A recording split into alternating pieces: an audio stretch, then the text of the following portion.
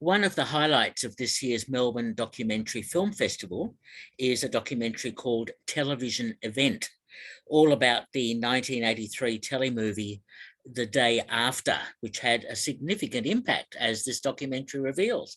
And it's my great pleasure to be speaking to the director of Television Event, Jeff Daniels. Jeff, welcome to Movie Metropolis. Thank you so much, Peter. This is such an intriguing documentary about a film that, or a television movie that had such a major impact. How did it come about that you made a decision to make a film, a documentary about this? Well, I guess there are so many great stories out there. The challenge for any filmmaker is, how do I visualize this? So I remember The Day After from when I was a kid. I remember the impact that it had. And when I did some research about it and read about the incredible story of the director, this passionate creative fighting with the corporate interests of ABC, the ABC network, at that time the maker of Happy Days and The Love Boat, one of the largest TV networks in the US. I just thought, this is a great story. How do I tell it? How do I show it with archive? And I came across this incredible Four Corners report, this incredible piece of Australian television journalism from the early 80s, where they went behind the scenes to look at the filming of The Day After, and even better, they filmed a family in the US watching the TV movie live. And I just immediately saw the beginning of my film and realized that I had enough to begin the a huge search for further archive to try and put a feature-length version of this together. Well, congratulations on doing that, because it is such a fascinating look at the impact that a film like that had on people at the time, nuclear war and everything, which, so tell me about talking to Nicholas Meyer, who directed the Day After, and other people, finding the relevant people to be able to put them into your documentary. Yeah, that was definitely the other big thing. Who do I have to tell the story of how this seemingly impossible telemovie that is dropping a nuclear war on in the American living room? How did this get made? How did this actually happen? And so part of my research was reading Nicholas Meyer's book about his early film career, where he talked about making Star Wars II, The Wrath of Khan, and so many of these other iconic films that he made at the time, and then how he was kind of thrown this strange request from his agent to direct a telemovie, which at that point was a huge step down for a big-time Hollywood director. He was also nominated for Best Screenwriter for the 7% Solution. He really was quite well accomplished by that point. So his description of lowering himself to make a film that actually spoke to his values, and that he was surprised that a network, a family-friendly network like ABC, soon to be bought by the Disney Corporation, he was amazed that this could be made. He almost didn't believe it himself. His description of that entire segment was just so well written. It was full of all of the kind of drama that you would want from a story like this, of competing interests coming together to create something that was actually quite influential. And so I made sure to call him and see if he'd be willing for an interview. I did a lot of research interviewing people who interviewed him, just to get a sense of what he would and would not talk about. And he said, after some coaxing, he said, all right, I'll give you half an hour. And I got to his place, and we spent 5 hours talking about The Day After, about his career, about his reaction afterwards, and the 100 million people in the US who ended up watching this TV movie about nuclear war at the same time, and just how significant that was. It was, and it's so fascinating to hear about the advertisers who, amongst the studio and the network and everyone, didn't want to screen this film or this telemovie, and I can imagine that it could have easily not been screened at all because of the pressure that was being placed. I think that's what was going on. Nicholas Meyer said it best. There's so many gems that I couldn't fit in the film, but he said when they were trying to find sponsors, General Mills, General Motors, General Electric, all the generals ran for the hills because they didn't want to be associated with this film that looked at how the center of America in Kansas, small town America, died a slow, horrible death.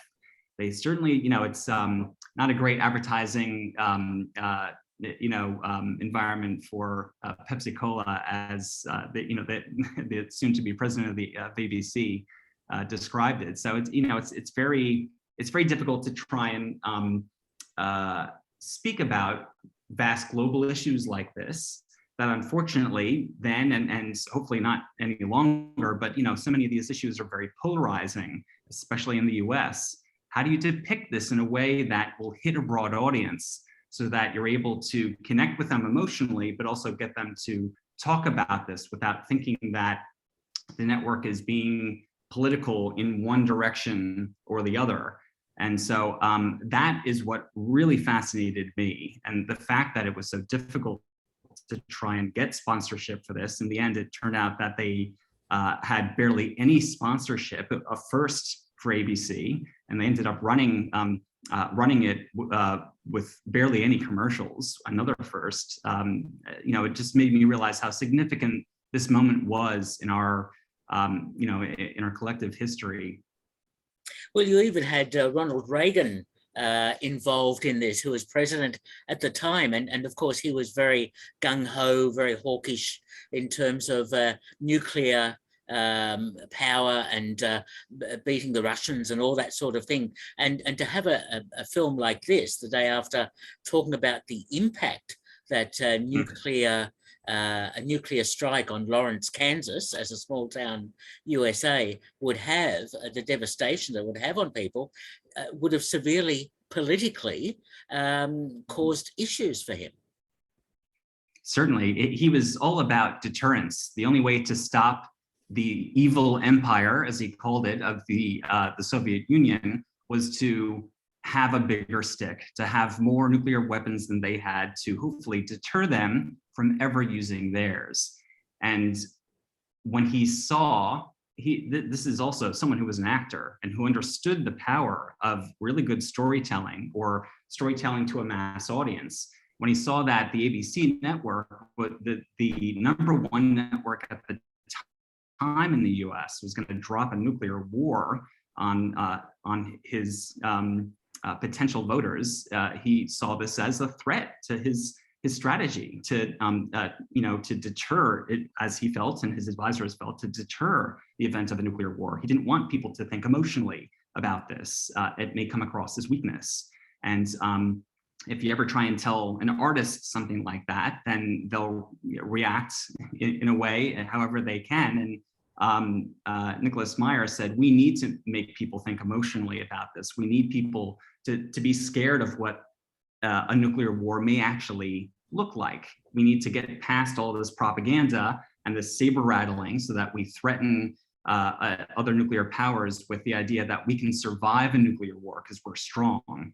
Well, here comes ABC showing America what a nuclear war, surviving a nuclear war, would actually look like. And I think it was quite significant that Reagan first felt threatened by it, but in the end, watched the television movie, and as he says, was greatly depressed by it. The first time he'd ever mentioned that in his memoirs, that word, depressed. Absolutely fascinating. I still have memories of Peter Watkins' British film, The War Game, I think it was. Yeah. In the 60s, and that dealt with obviously the aftermath and the impact of nuclear war. So I would have thought American audiences by the 80s would understand that this is a fictional film, and yet the impact that The Day After had on some people, including the young actress who was part of the original filming, then commenting on seeing the film back later on, etc., and she still can't cope with it.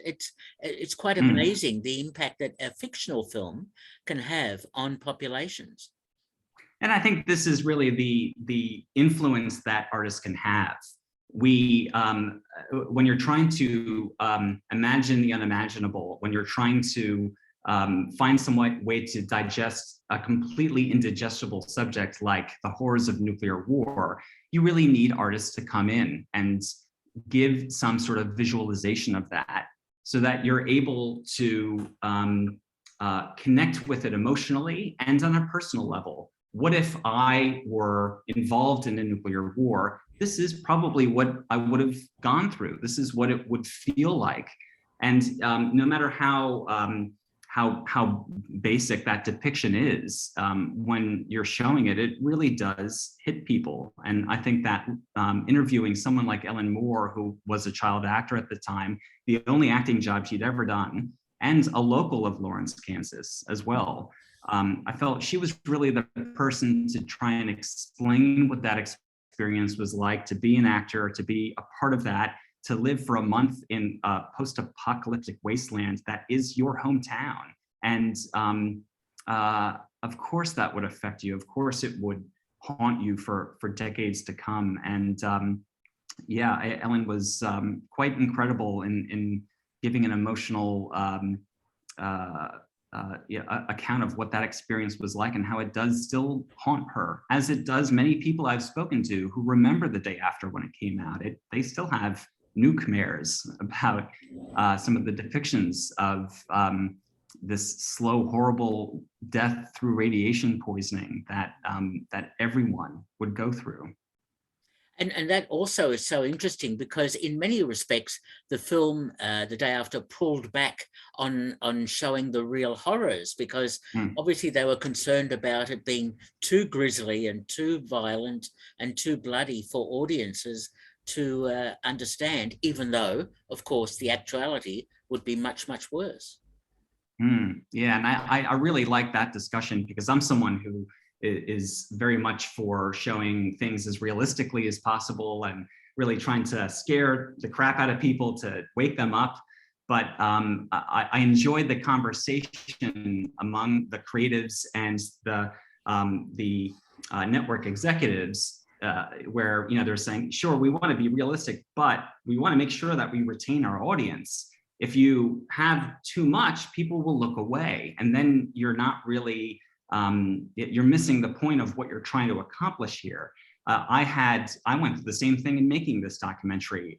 I was really haunted by the depiction of this horse that was running, and when this horse that was running after the bomb went off, and they didn't return to the horse. I think they may have just done this. They showed a skeletonized version of it before it vaporized. But that was all that they really did. When I looked at some of the original storyboards, they showed a very vivid depiction of a horse running while on fire and then starting to melt as it was running. It was horrifying, even just the photos. And I tried to incorporate some of those original storyboards into this fever dream sequence that I did in the documentary. I worked with this incredible Melbourne-based design studio where they did a photoreal depiction of a horse slowly burning up and melting, and it was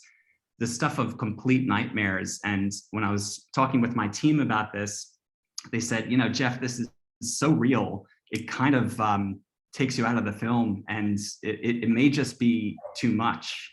And I realized, okay, maybe I'm being a bit morbid here. And I essentially went through the same experience that the makers of The Day After went through.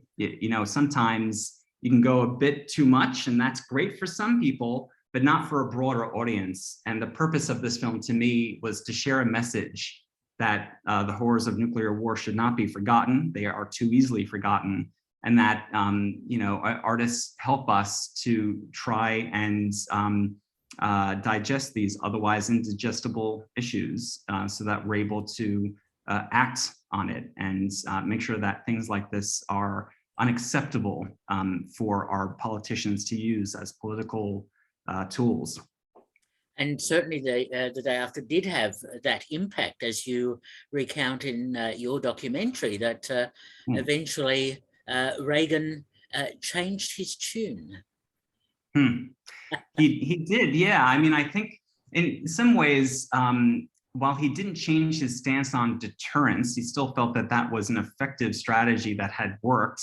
If we build more bombs, then it'll, you know, either we all stop building bombs or we continue to build more bombs. And seeing that this film had affected Reagan, and that a month after its screening, he made a public statement during the State of the Union address that the US president gives annually. He said in front of the entire Congress, a nuclear war cannot be won and should never be fought. And that was a huge change in his rhetoric from nuclear war is winnable and survivable. So the fact that he was able to voice that, he received, I think, a 2-minute standing ovation from Democrats and Republicans. It was really an incredible moment. And only a few years later, he was able to talk with Mikhail Gorbachev, talk with the Soviets instead of about them, so that they could both start dismantling bombs, the first ever dismantling of these two superpowers' nuclear arsenals. So yeah, you know, it really is a testament to the power that storytelling in any form can have to allow us to think emotionally, not just politically or militarily, about the effect that these horrifying weapons of mass destruction can have. Absolutely, and I'm so glad your documentary tells us about all of this, because it's so prescient in many respects today, if we look at what's happening in Ukraine and so on. Yeah, it really is horrifying that this keeps coming back. And it's the conversations I had with producers and the director and television executives at the time, they remember this period in the 80s where nuclear war was something that people would rather not think about, that they felt the fear of all of that was dealt with in the 50s and 60s, and we're over that now. But once the idea of nuclear weapons being built up and Reagan saying the only way we can deter this evil empire is to build more nuclear bombs, that's when this fear started to come back, but it was difficult for people to think about it.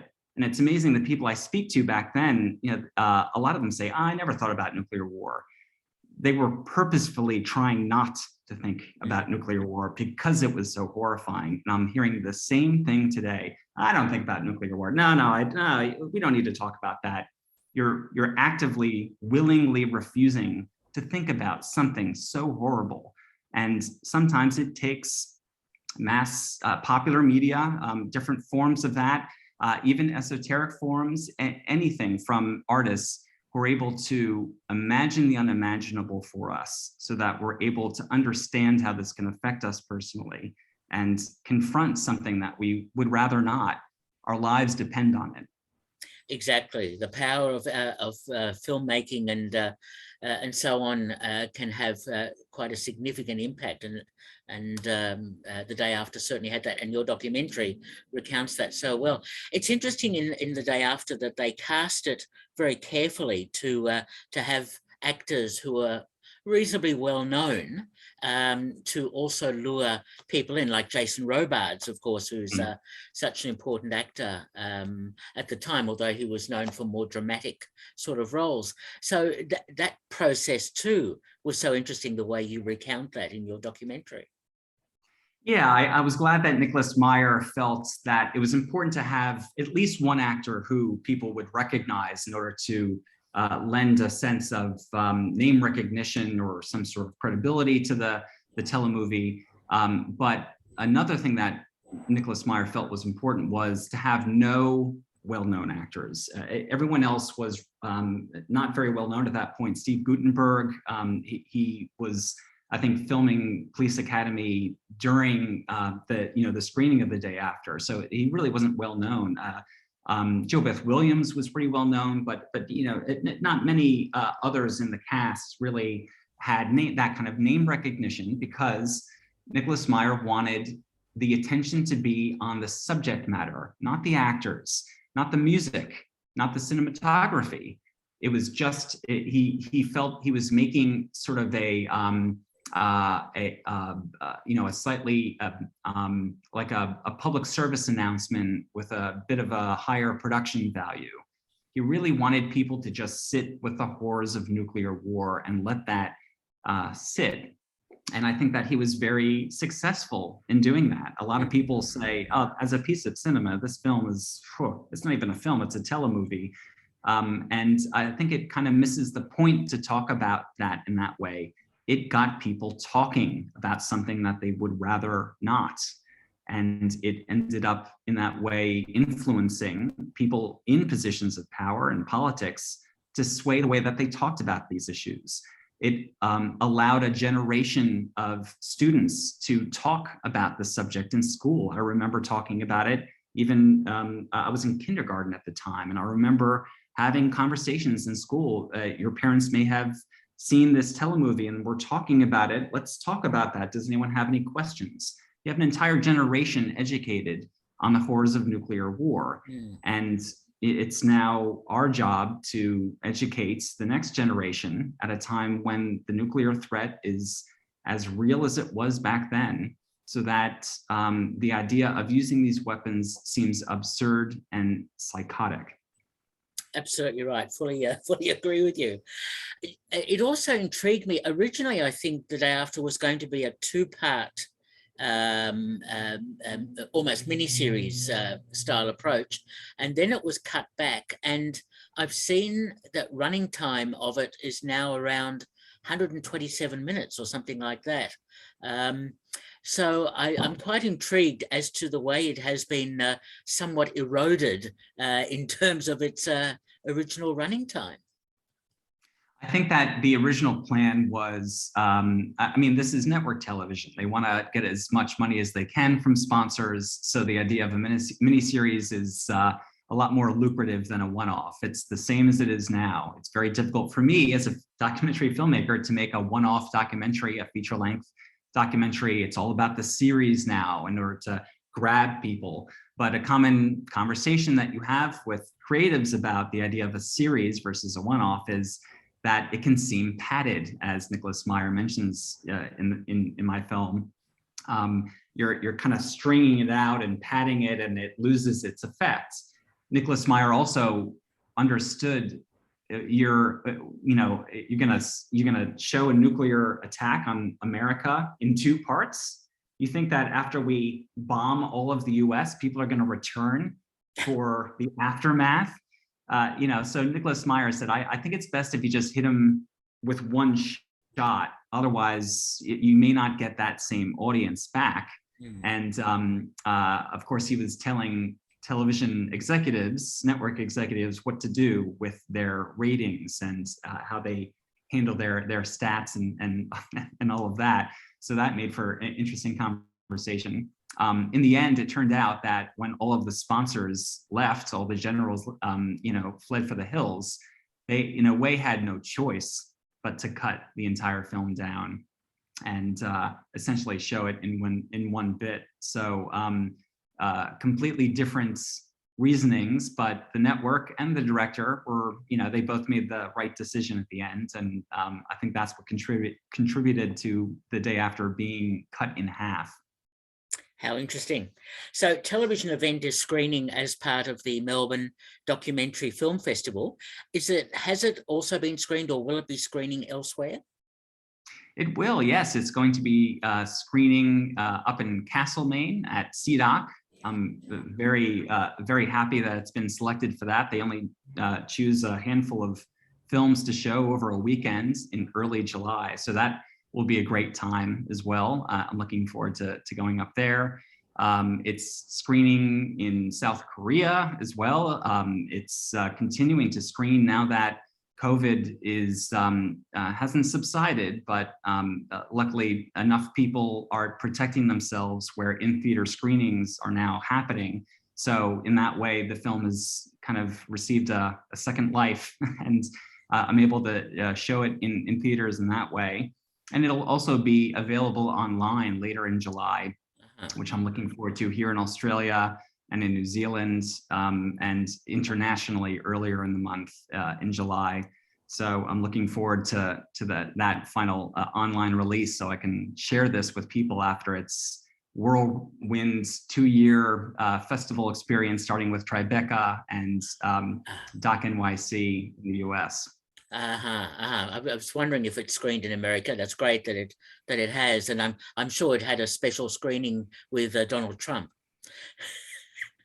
Yeah, let's hope. You know, a lot of people were saying that this is how you reach presidents now. You got to make a really good movie to get through. So I can only hope. Well, Trump is no longer with us in a sense, so so things have moved forward a little bit. Well, I think Joe Biden would be much more receptive. Yeah. Jeff, I'm intrigued. You've made other films and so on. How talk about some of those and how you decide what you make as a film. Yeah. Well, you know, it's these films. I started off making a film that was very meaningful to me, called The 10 Conditions of Love, about Rebia Kadir, the spiritual leader of China's Muslim minority, the Uyghur, who are arbitrarily imprisoned by the millions in Western China. So I made a documentary about her experience, her life, her upbringing, and her, you know, her human rights campaign to bring basic human rights to her people. And that film was banned by China and protested during its initial premiere at the Melbourne International Film Festival. I think the festival organizers received death threats. It was, yes, you know, it was quite horrible. But in a way, they ended up giving the film, my first film, more press than it could ever afford, and it ended up screening at Town Hall, 2,500 people watching the screening. It was an incredible experience and brought a lot of attention to the Uyghur and to their plight in China. So, you know, I've made films, social issue documentaries like that. I worked on a film that I spoke with you about previously, Mother with a Gun, about a militant Jewish group in Los Angeles that felt the only way to prevent another Holocaust was by arming every Jew in America and internationally. So I worked on another film where I followed for about 7 years Collingwood footballer Horatia Lumumba, and uncovered the systemic racism that he experienced within the Collingwood Football Club. And that's currently still screening on SBS On Demand, and was used as evidence in the independent inquiry that Collingwood had commissioned into their history of racism and what steps they need to take to try and combat that, something that they're still dealing with. So I make films that I guess are important to me, trying to support the voice and document the agency that people who are otherwise underrepresented or unheard or misunderstood.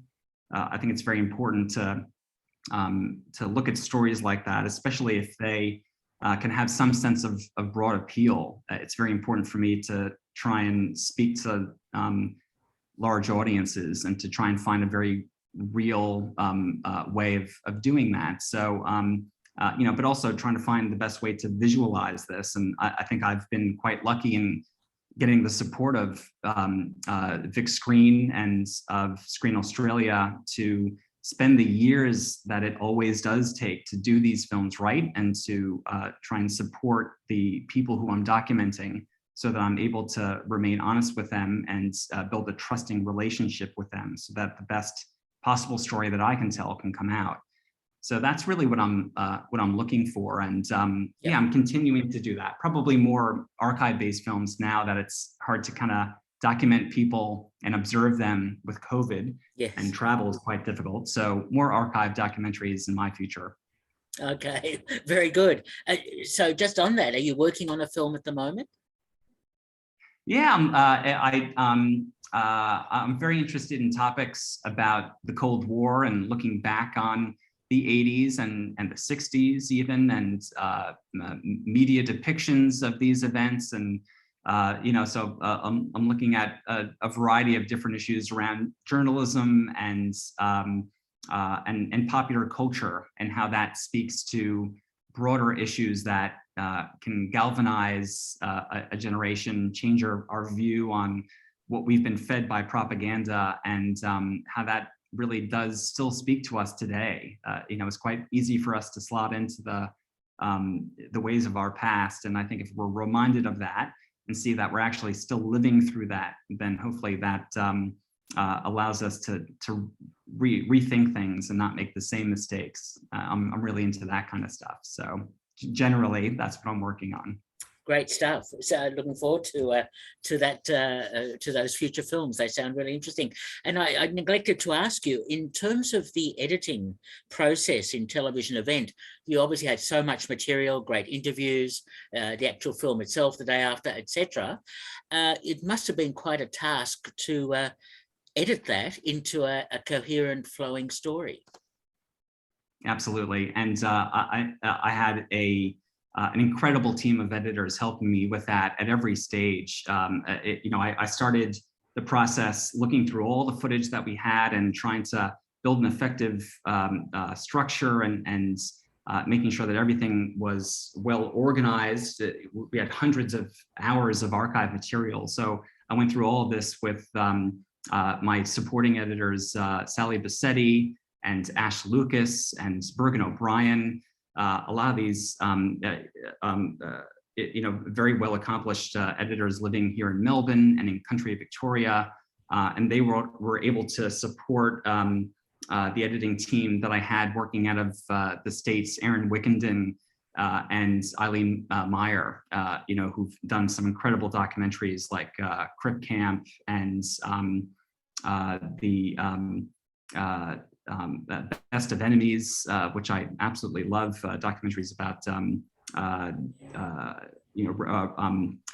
Mr. Rogers, and they just did a really good.